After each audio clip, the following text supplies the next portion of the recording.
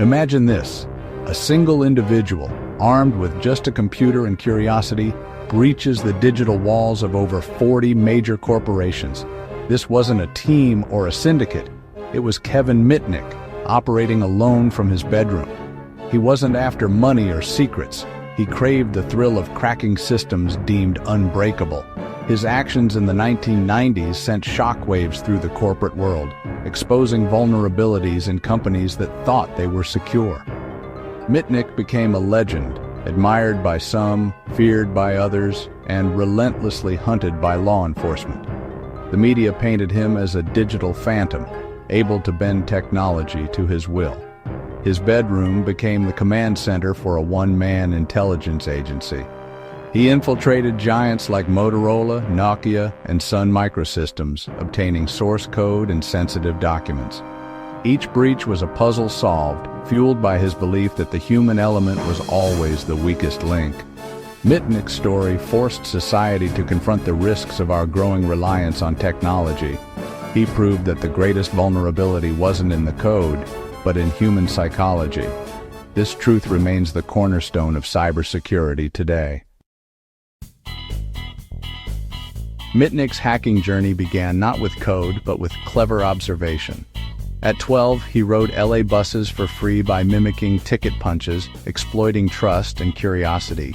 As a teen, he hijacked a McDonald's drive-thru headset frequency, impersonating staff and causing chaos, an early lesson in exploiting everyday technology.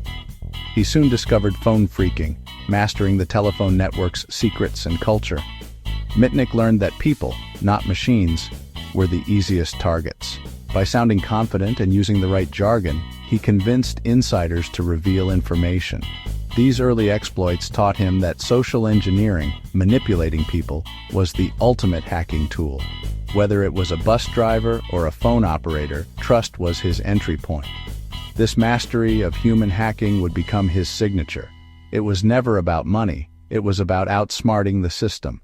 These lessons set the stage for his rise as the world's most wanted cybercriminal. While others focused on technical exploits, Mitnick's genius was social engineering. He knew the strongest firewall was useless if the person behind it could be fooled. With a convincing phone call, he bypassed millions in security. He'd pose as a stressed employee or a manager, using insider knowledge to sound authentic. Preparation was key. He learned company jargon, names, and projects to build trust. Help desks, eager to assist, often handed over passwords after a little persuasion.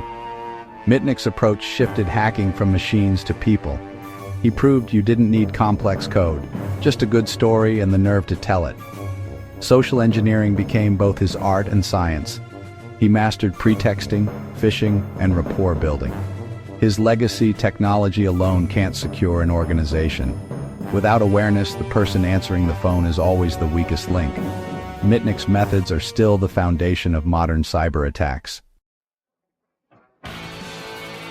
As Mitnick's skills grew, so did his targets. He moved from pranks to infiltrating tech giants like DEC, Motorola, and Nokia. His goal: source code, the digital DNA of modern technology. At DEC, he copied the VMS operating system source code, using a blend of hacking and social engineering. He'd exploit a technical flaw, then trick employees for deeper access. Companies spent months chasing him, but he was always a step ahead. He breached Motorola and Nokia to understand cellular technology, not to sell secrets. For Mitnick, it was about knowledge, not profit. His high-profile hacks alarmed corporations and law enforcement alike. The pursuit intensified, turning into a nationwide manhunt. Mitnick was no longer just a curious kid, he was a notorious cyber fugitive. The digital walls were closing in. Mitnick's relentless hacking spree made him America's most wanted cybercriminal. By the mid-90s, the FBI made his capture a top priority. He was no longer a prankster, but a perceived threat to national security. Mitnick used his skills to evade capture, monitoring law enforcement, creating false identities, and moving constantly. The FBI, new to cybercrime, struggled to keep up. He manipulated phone networks to mask his location, making him nearly untraceable. The chase became personal when he hacked security expert Tsutomu Shimomura. Shimomura joined the hunt, helping the FBI track Mitnick. The manhunt was a media sensation, turning Mitnick into a household name. Every move carried the risk of discovery. The pressure was immense. The chase ended in Raleigh, North Carolina in 1995. Using cell phone tracking, the FBI and Shimomura pinpointed his location. Federal agents arrested him in the early morning. The era of the ghost in the wires was over. After his arrest, Mitnick faced extreme measures from the legal system. Prosecutors convinced a judge to place him in solitary confinement, fearing he could hack systems with just a phone call. The myth that he could launch nuclear missiles by whistling into a payphone became hacker folklore. In reality, he endured isolation, denied almost all communication and technology. Even in prison, stories of his ingenuity spread, like allegedly gaming the prison's accounting system for extra food. Supporters rallied online, seeing him as a political prisoner of the information age. Ultimately, Mitnick pleaded guilty to wire and computer fraud, serving 5 years. Upon release, he was banned from using computers or the internet for 3 years. This forced disconnection marked a turning point. It set the stage for his remarkable transformation. Released in 2000, Mitnick faced a world both wary and fascinated. Instead of returning to hacking, he became a white hat, helping companies defend against threats like his former self. He founded Mitnick Security Consulting, offering penetration tests and security advice. Fortune 500 companies and government agencies became his clients. He authored bestsellers like The Art of Deception, educating the public on social engineering.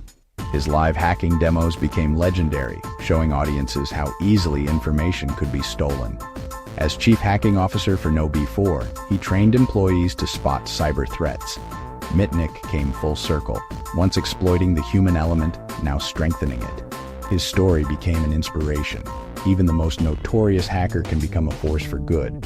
His greatest skill was understanding people, not just computers. Mitnick's era was the Wild West of the internet. Few laws, little security, and hackers driven by curiosity. Today, cybercrime is a global, multi-trillion-dollar industry run by organized syndicates and state actors. Attacks are more advanced and destructive, targeting critical infrastructure and costing millions. Social engineering, once Mitnick's specialty, is now automated and industrialized. Phishing and ransomware attacks are rampant, exploiting thousands daily. Data breaches at companies like 23andMe and Sony show the scale of modern threats. Despite the changes, Mitnick's core lesson endures. The human element is the weakest link. Even with advanced defenses, a single click on a malicious link can cripple an organization. Technology and criminals have evolved, but people remain the primary vulnerability. Mitnick's legacy is a reminder: security is not just about technology, but about people. Every breach starts with trust exploited. His story is a warning for the digital age. The human factor is still our greatest risk. Kevin Mitnick's story is more than a hacker's tale. It's a lesson in curiosity, risk, and redemption. He forced us to confront the vulnerabilities within ourselves, not just our machines. His journey from phone phreaker to security consultant mirrors the evolution of our digital world. Mitnick's greatest contribution wasn't the systems he broke, but the lesson he taught. Human trust is the ultimate vulnerability. Every phishing training, every security protocol traces back to his exploits. His transformation into a white hat hacker shows that skills can be used for good. He dedicated his life to educating and protecting others. Mitnick became a teacher, not just a legend. As technology grows more complex, the human element remains our biggest challenge. His story is a timeless reminder. Awareness and critical thinking are our best defense. If you found this journey fascinating, subscribe for more deep dives into the stories shaping our digital age.